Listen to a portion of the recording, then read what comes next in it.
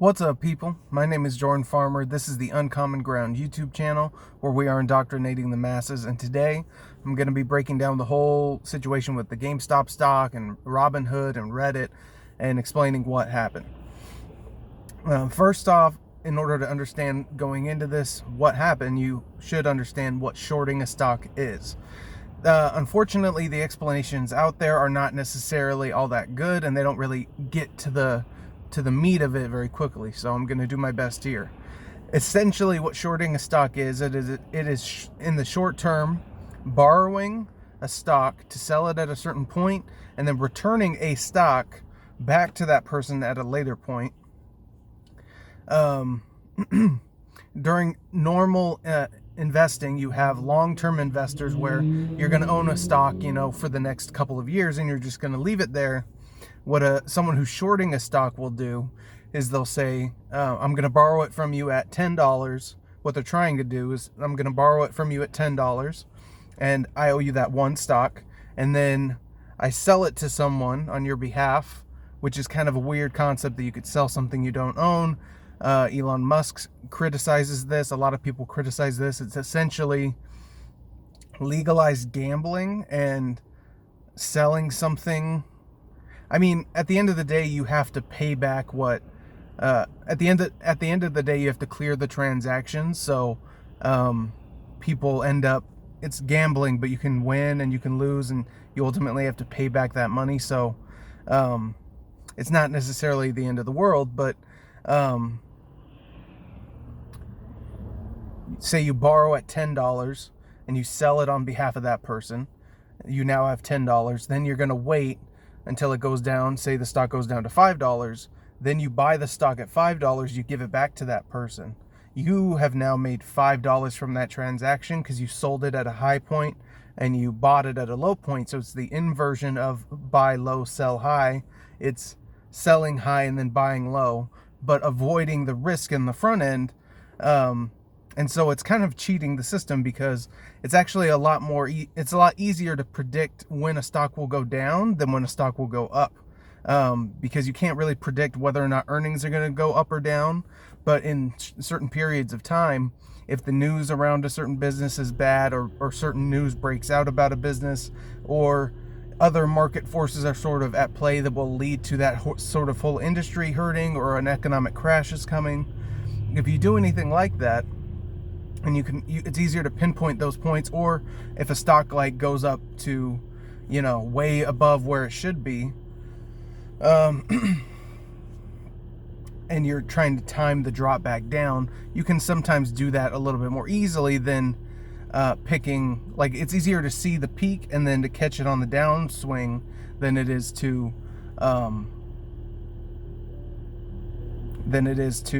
buy it at the bottom of a downswing and then try to sell at the peak, because you don't really know when the peak happens. So it's cheating the system in a certain sense, but it's essentially just borrowing a stock to return a stock later. And if you time it right so that you sell at that initial point, you sell at that initial point at a high point, and then at, say, $10, then you have the $10, and then you buy it at $5 and you return that person's stock. You've made $5 in the transaction. They still have their stock. But if it goes the other direction and that stock goes up to $15 instead of $10, if that stock goes up to $15 instead of $10, then in order to return that stock to that original owner, they have to then buy that stock for $15, which means they're spending 50% more than they sold it for in the first place. So it's buying low and selling high in a certain degree, because you have to return the stock. You're going to have to buy back in at a certain point. And so what happened with Robin, and because of the controversies around this, and because Wallstreet has unique capacities to make money through shorting stocks and through this sort of process, Redditors and independent sort of people online, like, people call it Reddit. It's the internet, so it's just a sort of mass of people that have sort of, in a decentralized sense, focused in on a certain place in the internet. But it's not like it's a faction of people, called Wall Street Bets, the subreddit there. they decided to target this process of short selling and specifically try to screw over big Wall Street firms who were leveraging the failures of GameStop and some other stocks. So they intentionally targeted those stocks, and when you have a massive increase of sales and purchasing going into, if you have a massive increase in purchases of a stock going into it, it inflates the value because it's capitalizing that stock. And then if it's if more people are selling than buying, then in order to get people to buy, you have to kind of go lower in price, and so it pushes the prices down. So they focused in and they bought in this sort of decentralized but strategic and planned way, bought these stocks and inflated the prices in order to make money themselves by pumping up the stock. So it's kind of a pump and dump type of thing. But then also to screw over the short sellers and say, you can't, it seems kind of messed up to be able to make money with stocks you don't own, so you're not taking that initial stage of risk to be able to make money when the economy crashes. And you can make an economy crash by shorting it in a certain sense,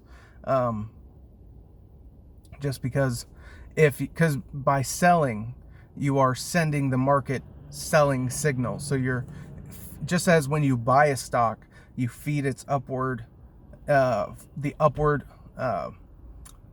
the upward pressure, you're pushing it upward in price by buying into it.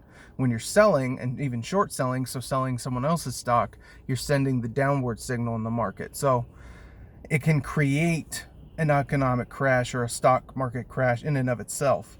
And those kinds of market manipulations have been allowed for a long time. What happened here is that people decided to coordinate and compete with Wall Street.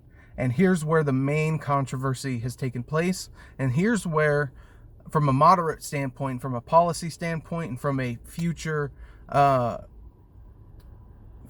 consumer rights sort of standpoint, Robinhood decided to not allow anyone to buy into the stock on their exchange, but you could still sell the stock on that exchange, which means the only signal you can send to the market is downward pressure on prices, but you cannot buy, so you cannot put any upward pressure, so they crash the stock temporarily, and that minimized the losses of these short sellers to a certain degree. So that is illegal. That is manipulation of the market, specifically for certain customers at the expense of other customers. And obviously these people can own stock in these companies, across these companies. So if I own a company like, say, Hertz, I'll use an example that I know. Hertz rental car company bought a company that has makes like cleaning products and stuff like that. Then they took the profitability of the Hertz Corporation, and since they've filed bankruptcy and stuff, but we'll just say for the purpose of this conversation, Hertz bought a contract with this company that made these they bought the company that made the cleaning products, and then they required people cleaning in their facilities to use those products and to buy those through the Hertz pricing system. And it wasn't even like necessarily cheaper, it was actually more expensive, but that's what they decided to do.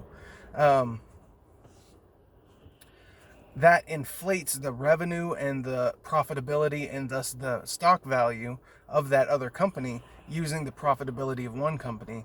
And so you can have this sort of, even though it's costing Hertz more money than it should, and this other company is getting benefits that they did not earn, and so it's a manipulation of what you would consider normal competitive business practices to fatten up